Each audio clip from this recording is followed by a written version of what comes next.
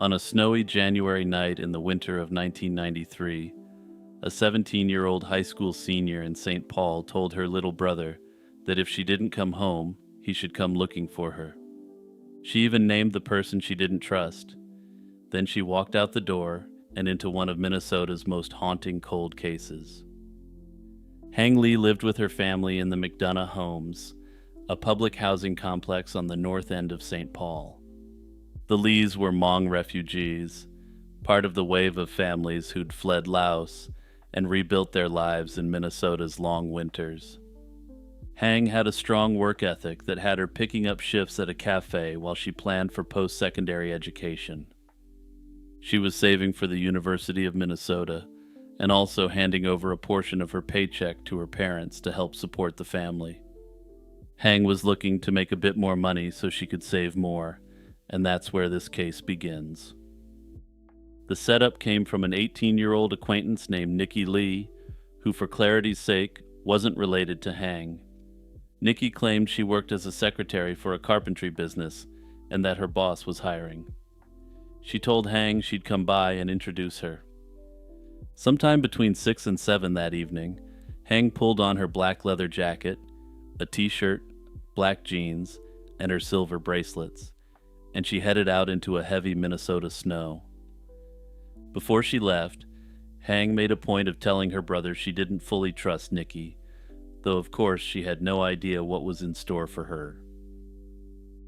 Nikki's version of the night, eventually given to police, went roughly like this. A man named Mark Wallace picked them up in a white pickup truck. They switched vehicles somewhere along the way, moving into a tan or silver 1988 Chevrolet Cavalier. The snow was coming down hard. Wallace dropped Nikki off first, and she said the last thing she saw was Hang sliding into the front passenger seat as Wallace pulled back onto the road. Here's where the story gets worse because Mark Wallace wasn't some random contact. He was 30 years old in January of 1993, and he'd been out of prison for roughly 18 months. Before that, he'd been serving time for 2 illicit assault convictions in 1987, which really makes me question how he was out prowling the streets in 1993 to begin with. Disturbingly, in one of those cases, he'd lured a teenager from Cottage Grove into his vehicle on the promise of a job interview and then assaulted her. And then, a year and a half after his release, a young woman disappeared after getting into his car on the promise of a job interview. Court filings from later years would add more detail to the template of his actions. Ex-girlfriends reportedly described a man who drugged partners and restrained them, threatening them with worse violence if they planned on talking to the cops. For the first 6 months, the police investigation into Hang Lee's disappearance effectively went nowhere, telling her family that she was just a runaway. Nikki herself didn't come forward with Wallace's name until she saw the family's missing person flyers circulating, and even then the case drifted. The file eventually landed years later with a St. Paul investigator named Kevin Navarra. When Navarra pulled Hang's file, he discovered a strange piece of local history. His own father had worked the case decades earlier. Navarra inherited it, in a way, the way sons sometimes inherit their father's unfinished business, except he took things much more seriously. By 2009, Navarra had enough probable cause to search Wallace's property, and what happened next is the kind of thing that should have broken the case wide open. 3 cadaver dogs were brought through Wallace's garage, and reportedly all 3 alerted on the same spot near the back wall. Ground-penetrating radar was brought in next, and it picked up a large object buried beneath the floor, something roughly the shape and size of a tree trunk. Navarra asked for permission to tear up the concrete and find out what was down there, but a judge said no. Cadaver dog hits and a shape under the floor weren't, on their own, enough to justify the demolition. Wallace remained a free man through the 2010s, but I'm probably not going to shock you when I say his behavior didn't change. In 2016, he was arrested after a 20-year-old woman was found in a motel room where he'd been holding her against her will. During that case, she told investigators that Wallace had said something chilling in an unguarded moment. Paraphrased, his line was that a woman had once walked into his business and never walked out, and investigators read that as a reference to Hang Lee. Wallace was ultimately sentenced to 54 months for felony kidnapping, despite his previous convictions. Fortunately, though, he wasn't released, and a civil court forced him into involuntary treatment due to his history of sick acts. He remains in a forensic psychiatric unit until this day, where he is apparently receiving treatment to try to change his nature. Somehow, against all odds, that's where things currently stand with Hang Lee's case. There have been no more investigations into property, and the large object that the sniffer dogs got a hit on has never been excavated. Hang Lee still remains officially classified as a missing person, and no one has ever been charged for her disappearance. A 29-year-old woman said good morning to a stranger in her driveway. Seconds later, she'd been shot 4 times. The entire thing was captured on a doorbell camera, and the shooter drove away in a dark pickup truck. And now, more than 7 years later, nobody has been arrested. That's the case of Elizabeth Barraza, and it's one of the most frustrating unsolved cases in recent Texas history. Elizabeth Barraza, known to most people as Liz, lived in the Princeton Place subdivision near Tomball, Texas, roughly 30 miles northwest of Houston. She worked as a data reporter for the Rosen Group, a pipeline inspection company. She'd married her husband, Sergio Barraza, in 2014 after the two of them met while attending Sam Houston State University together. On the morning of Friday, January 25th, 2019, Liz had called off from work. She and Sergio were scheduled to leave 2 days later for a trip to Orlando, specifically to visit the wizarding world of Harry Potter for their 5th wedding anniversary. The garage sale she was setting up that morning in their driveway on Cedar Walk Drive was meant to raise a little extra spending money for the trip. She'd put out a cash box with about $100 in change. Sergio left for his job installing flooring at approximately 6:45 that morning, while Liz stayed behind to arrange items in the driveway. At roughly 6:50 a.m., a dark-colored truck pulled into the neighborhood and came to a stop near the Barraza home. Surveillance footage from several cameras in the area, including the Barraza's own doorbell camera, captured what happened next. A figure stepped out of the driver's side of the vehicle. The person was wearing a long jacket and tall boots, and appeared to be wearing a wig. The figure approached Liz in the driveway. On the doorbell camera audio, you can hear Liz greet the person with a good morning. Some investigators have noted that the suspect may have handed Liz something, possibly a note, though this detail hasn't been officially confirmed. What happened next took only seconds. 4 shots were fired. 3 struck Liz in the chest. 1 struck her in the head. The shooter then returned to the truck and drove away, leaving the engine running through the entire encounter. Liz was rushed to the hospital, where she passed away from her injuries later that day. The $100 in the cash box was left untouched, and nothing was taken from the home. Simply put, this wasn't a robbery. Multiple neighborhood cameras picked up the suspect's vehicle, a dark-colored Nissan Frontier. The doorbell camera captured the suspect approaching Liz, and there's audio of the shooting. Investigators had more to work with than they do in many cases that end up getting solved, and yet the suspect has never been identified. Part of the reason is forensic. The weapon used was a revolver, which doesn't eject shell casings.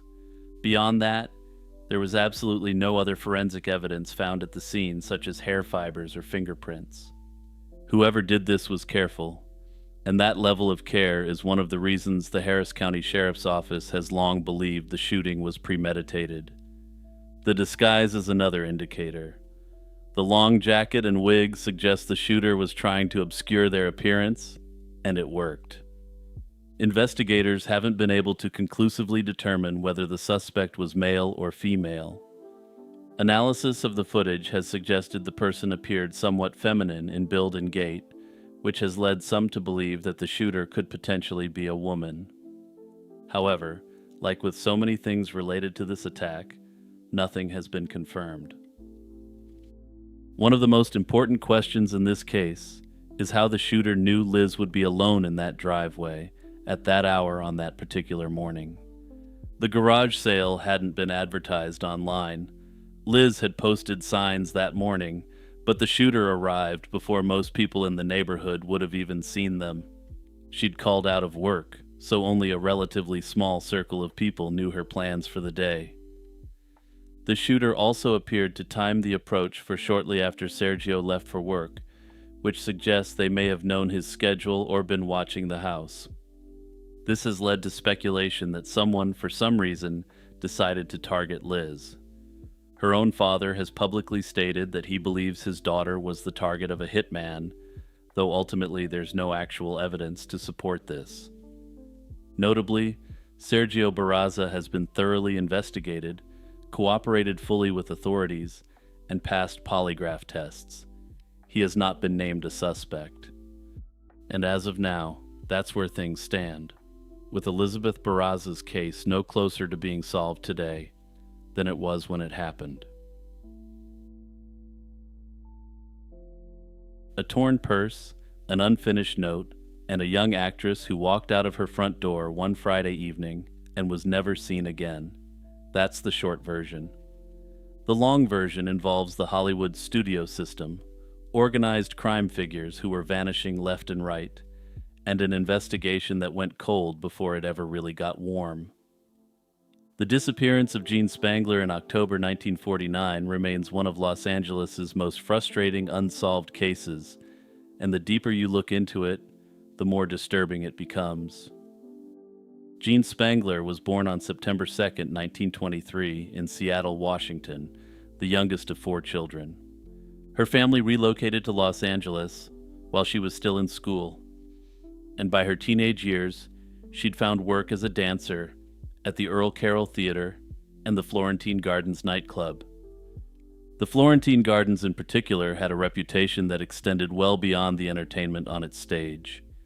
It was a place where aspiring performers rubbed shoulders with studio executives, press agents, and men whose business interests didn't show up on any legitimate tax return or public record. For a young woman trying to break into the film industry, it was exactly the kind of environment that could open doors or swallow you whole. By the late 1940s, Spangler had transitioned from nightclub work to film, though transition might be generous. She landed uncredited bit parts and dance roles in pictures like When My Baby Smiles at Me in 1948 and Chicken Every Sunday in 1949.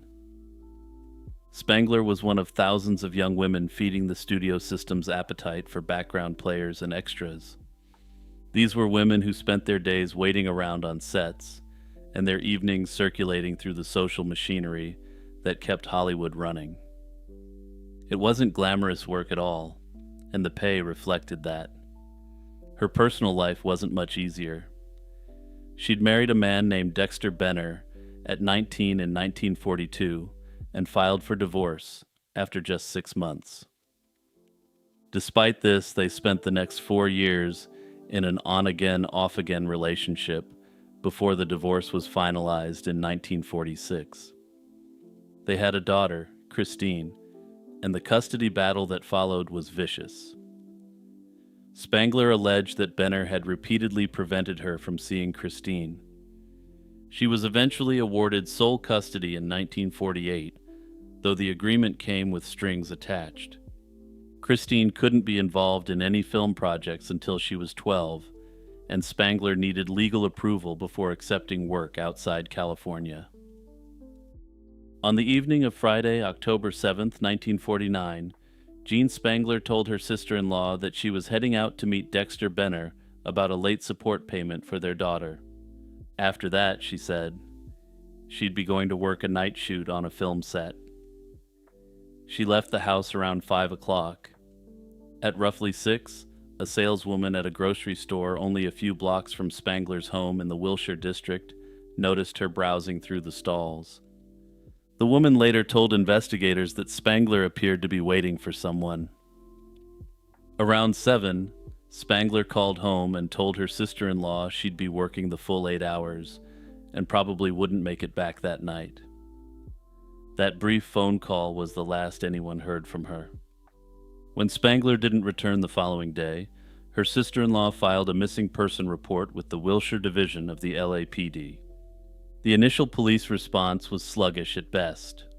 Officers assumed she was off on some personal adventure and would show up on her own within a day or two. It took the discovery of her purse 2 days later to change the tempo of the investigation entirely. On October 9th, Spangler's handbag was found near the Ferndale entrance to Griffith Park, roughly 5.5 miles from her home. Both straps on one side had been torn loose, as though the bag had been ripped from her arm. There was no money inside, though investigators didn't believe robbery was the motive. What they did find was a handwritten note, unfinished, that read, "Kirk, can't wait any longer. Going to see Dr. Scott. It will work best this way while Mother is away." The note ended with a comma, as if Spangler had been interrupted mid-sentence. Nobody in Spangler's life could identify a Kirk or a Dr. Scott. Her family and close friends drew blanks on both names. The note became the investigation's central puzzle, and it has never been solved.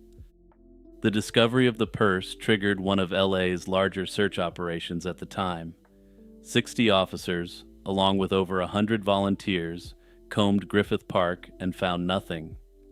The detective who took charge of the case quickly fanned his resources out in several directions at once. The most immediate lead was the name Kirk, a name that was unfamiliar to her family. Given that Spangler had recently appeared as an uncredited extra in the film Young Man with a Horn, which starred Kirk Douglas, the press made the connection before police did. Douglas, who was vacationing in Palm Springs at the time, called the lead detective directly after reading about the case in the newspapers. He told investigators he barely knew Spangler beyond a few brief interactions on set and had been out of town when she disappeared. Police cleared him relatively quickly, and by all accounts, his cooperation was genuine and unprompted. The Dr. Scott angle proved equally frustrating. Investigators interviewed every doctor with the surname Scott in the Los Angeles area and came up empty. However, friends of Spangler offered a more troubling possibility. They told police that Spangler was approximately 3 months pregnant at the time of her disappearance. Witnesses who frequented the same nightclub circuit mentioned a former medical student known only as Doc, who reportedly performed then illegal back alley procedures for cash. Despite weeks of searching, police were never able to track this individual down or confirm he actually existed. The theory that Spangler had gone to see an unlicensed doctor and that something went fatally wrong became one of the investigation's primary working hypotheses. The unfinished note, the reference to a doctor, the phrasing about it working best while her mother was away. According to some theorists, it all pointed toward a planned medical procedure that Spangler wanted to keep private. If that procedure went wrong, disposing of the body and the evidence would have been straightforward for someone already operating outside the law.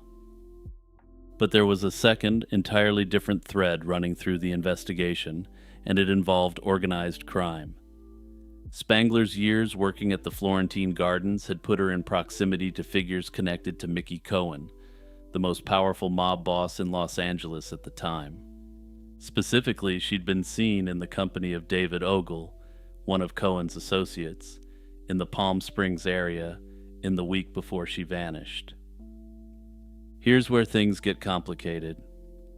Ogle himself had reportedly disappeared around the same time as Spangler, and he'd recently been indicted on conspiracy charges. Another Cohen associate, Frank Nicolai, had also dropped off the map in September 1949. Customs agents in El Paso, Texas reportedly spotted Spangler, Ogle, and Nikolai together at a hotel after all three had vanished, though that was never confirmed. Subsequent sightings were reported in Las Vegas, Phoenix, Northern California, and Mexico City. One theory held that Ogle and Nikolai had agreed to testify against Cohen in exchange for reduced sentences. When Cohen found out, the theory goes, he had them eliminated, and Spangler, who happened to be with them, was collateral damage. The police have never officially closed the case, and Jean Spangler remains listed as a missing person more than 75 years after she walked out of her front door. Whether she died during an illegal medical procedure or was caught up in mob violence, we simply don't know. What we do know is that a 26-year-old woman left home one evening in 1949, told her family she'd be back, and never returned. Her torn purse was found in a park with an unfinished note inside, addressed to someone nobody could identify, referencing a doctor nobody could find, and that was it. The city moved on, as it always does. The studios kept churning out pictures, and Jean Spangler became one more name on a list of people Los Angeles has simply lost.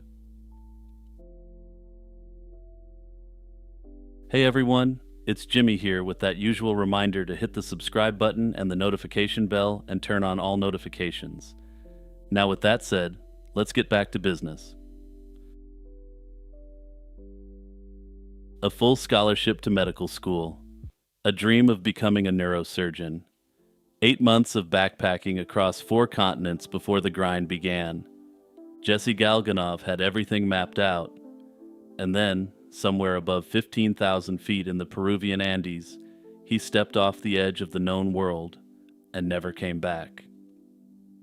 His family spent over $1 million searching, and the mountains gave them absolutely nothing but more questions.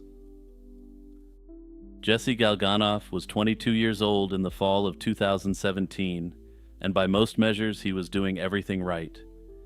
He was a dual American-Canadian citizen raised in Montreal.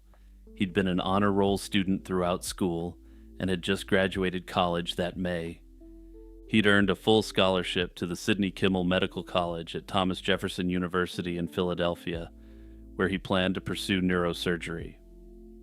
But before diving into years of sleepless nights and clinical rotations, Jesse wanted to see the world. He planned an ambitious 8-month trip through South America, Southeast Asia, India, and the Far East. It was the kind of gap year adventure that thousands of young people take every year. The kind that's supposed to broaden your horizons, not end your life. On September 24th, 2017, Jesse flew from Montreal to Lima in Peru. 3 days later, on September 27th, he boarded an overnight bus for the roughly 8-hour ride to Huaraz. This is a city nestled in the Ancash region that serves as the gateway to some of the most spectacular and punishing mountain trails on the continent. He arrived around 6:40 in the morning on September 28th and checked into the Kame House, a backpacker's hostel. He sent messages to his mother and friends confirming his arrival. Later that day, he texted his mother again to say he was heading out on the Santa Cruz Trail. This is a challenging 20-mile trek through the Cordillera Blanca mountain range. He told her he'd be out of cell range for a few days and would check in after October 2nd. It was the last she'd ever hear from him. The Santa Cruz Trail is a grueling multi-day route that climbs to roughly 15,000 feet above sea level. It winds through glacial valleys and over exposed high-altitude mountain passes where the weather can turn without warning. It's not recommended for novice hikers, and even experienced trekkers are advised to spend several days acclimatizing to the altitude before attempting it. Jesse had arrived in Huaraz on September 28th, and by all indications, he was on the trail within a day or two of arrival, giving his body almost no time to adjust. By September 30th, he'd reached the Talipampa campsite, where he spent the night with two French hikers. They'd later tell investigators that Jesse appeared disoriented, was suffering from headaches and stomach issues, and seemed to have gotten lost on his way to the camp. These are textbook symptoms of acute altitude sickness, a condition that can rapidly escalate from discomfort to confusion to cerebral or pulmonary edema if a person keeps climbing. The body essentially rebels against the thin air, and the brain can swell in ways that impair judgment long before the person realizes they're in serious trouble. The last confirmed sighting of Jesse Galganov came on October 1st, 2017, around 3:30 in the afternoon. A group of Czech tourists encountered him near Punta Union Pass, the highest point on the trail.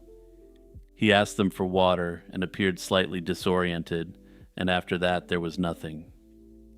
His scheduled bus ticket on October 2nd went unclaimed, and his flight to Bolivia on October 5th was never boarded. Jesse's mother, Elisa Klayman, filed a missing person report on October 14th, 2017, after over a week of escalating worry. What followed was one of the most determined private search efforts in recent memory for a missing backpacker. Klayman didn't wait for the bureaucratic wheels to turn. She flew to Peru herself and physically retraced her son's steps on the Santa Cruz Trail. By November 2017, the family had hired Magnus International, an elite search and rescue firm, to conduct a professional operation.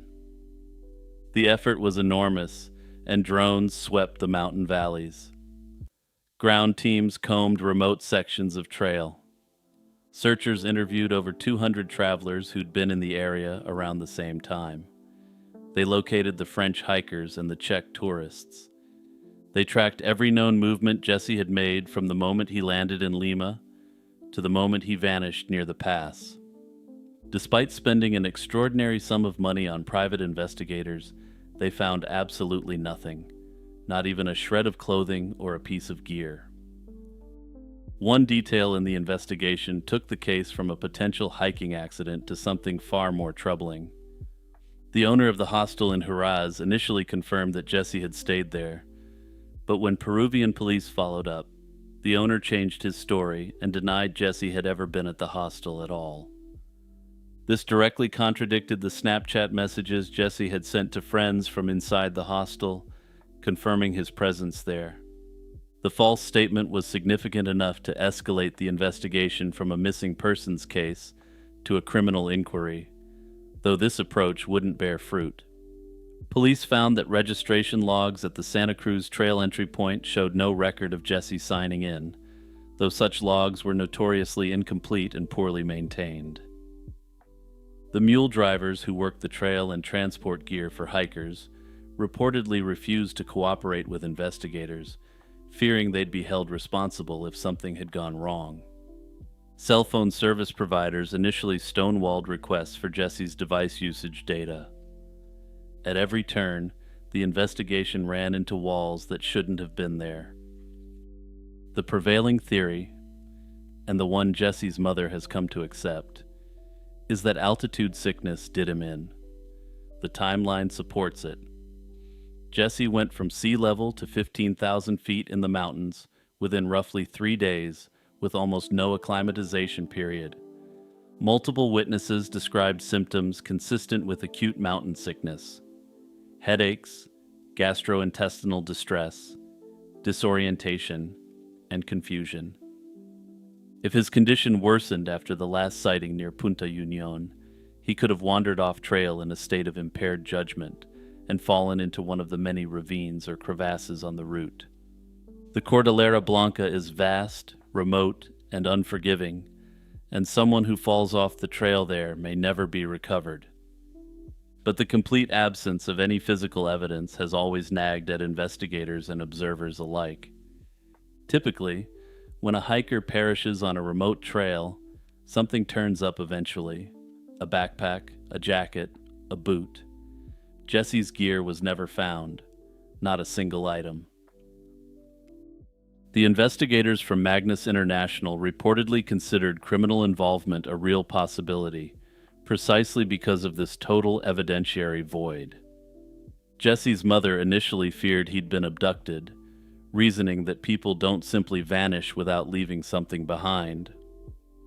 The hostel owners lie, the uncooperative mule drivers, the missing trail logs.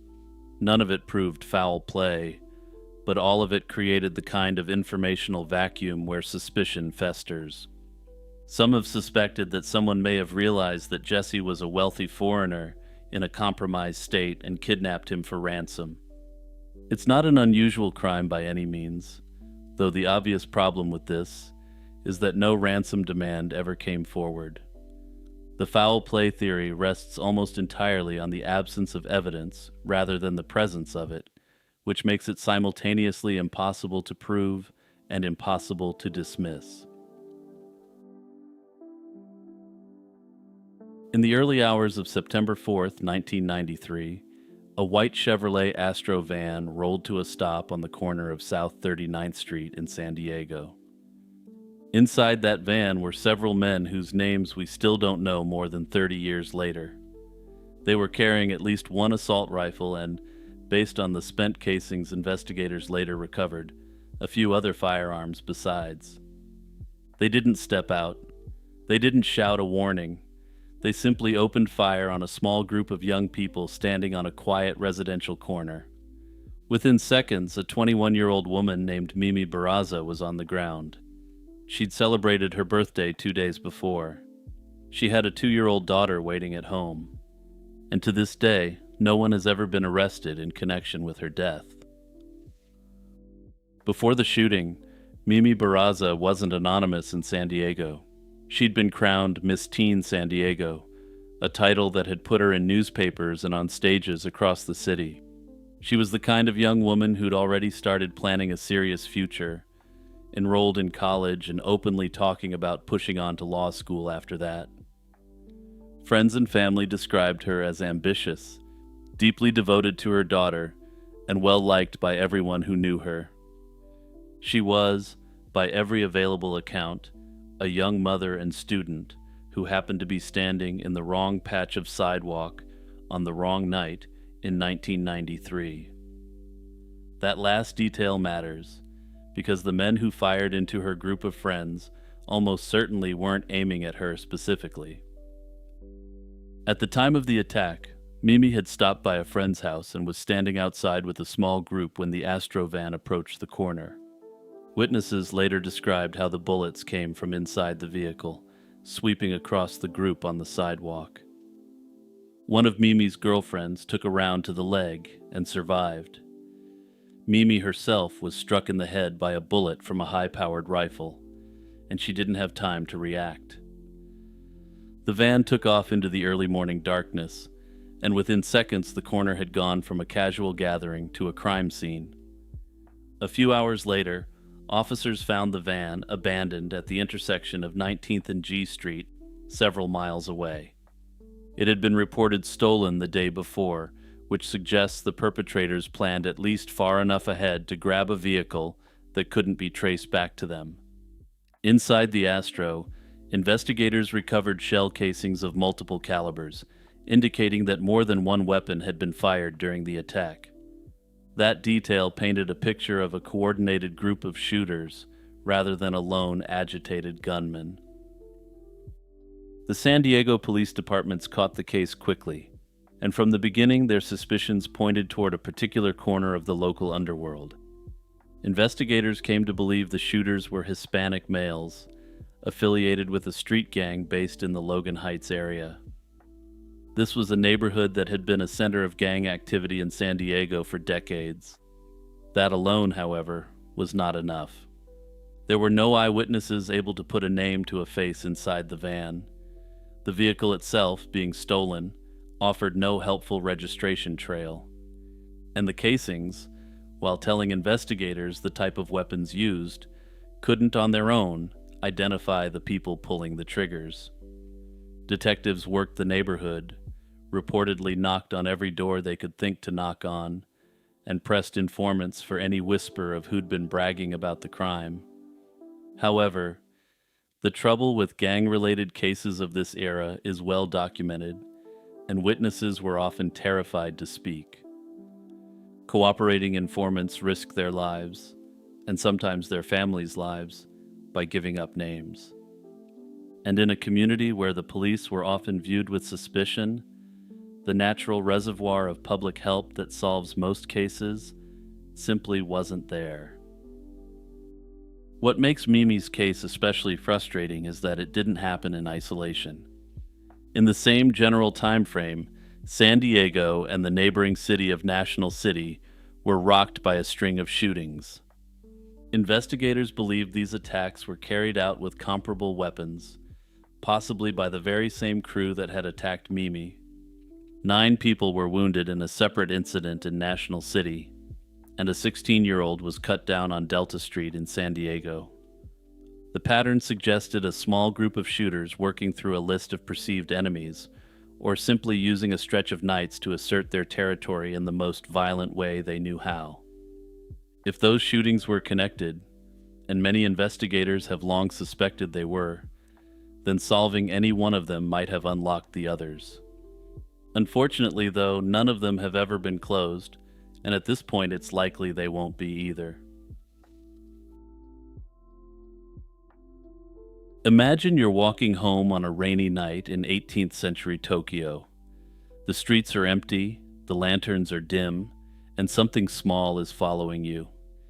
You turn around, and there's an unusual entity standing in the rain.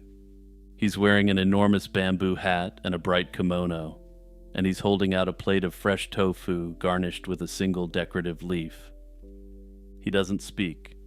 He doesn't attack. He just stands there, offering you tofu, looking like he might cry if you say no. You've just met the most pathetic supernatural creature in all of Japanese folklore. The tofu kozo, whose name translates roughly to tofu boy, is an oddity among Japanese supernatural beings, generally called yokai. Most yokai have ancient roots, crawling out of centuries-old legends, rural superstitions, and religious traditions. The tofu kozo has none of that. He appeared out of thin air in the 1770s, fully formed, with no precedent and no mythology behind him. Scholars who've studied the creature's origins have confirmed that there's no trace of the tofu kozo in any Japanese text before the Ane era, which ran from 1772 to 1781. His first confirmed appearance was in a 1777 illustrated storybook called Bakemono Shuchi Hayobanki, written by Koikawa Harumachi. This was a kibayoshi, a type of Edo period pulp fiction aimed at educated urban readers who wanted their entertainment light, clever, and a bit weird. Harumachi's version described the tofu kozo as having an enormous head, like an overgrown baby. From that single publication, the character exploded across Edo-era pop culture. Within a decade, he was in picture books, kabuki plays, board games, card decks, kites, and toys. He was, for lack of a better comparison, the first yokai to go viral, the Labubu of his era. What made this creature so popular, so fast? According to some scholars, the answer probably lies in the food he carries. During the Edo period, tofu was everywhere. Cheap and nutrient-rich, it had become the food of the urban masses. Street vendors pushed carts through neighborhoods calling out their wares, and tofu shops dotted every block. In 1782, just 5 years after the tofu kozo first appeared in print, a cookbook called Tofu Hyakuchin was published, cataloging 100 ways to prepare tofu. It became a bestseller. So when Edo's readers encountered a little spirit wandering the streets with a plate of tofu, the image landed immediately. It was familiar and a little absurd. One theory that's circulated among researchers is that the tofu kozo may have started life as an advertising mascot, created by an enterprising tofu seller. It may have been designed to be memorable enough to drive customers toward a particular cart. If that's true, then the tofu kozo might also be the world's first company mascot to accidentally become a mythological figure. Here's the thing about the tofu kozo that makes him so unusual among supernatural beings. He's completely useless. In the original stories, he has no special powers. He doesn't shapeshift. He doesn't possess people. He doesn't cause illness or bad luck if you refuse his offering. He just wanders around on rainy evenings, following people home and offering them tofu. If you ignore him, he goes away. If you take the tofu, nothing happens. The tofu has no special properties whatsoever. It's literally just the same tofu you could get from any vendor at the time. He's been consistently described across centuries of Japanese literature as timid and easily frightened.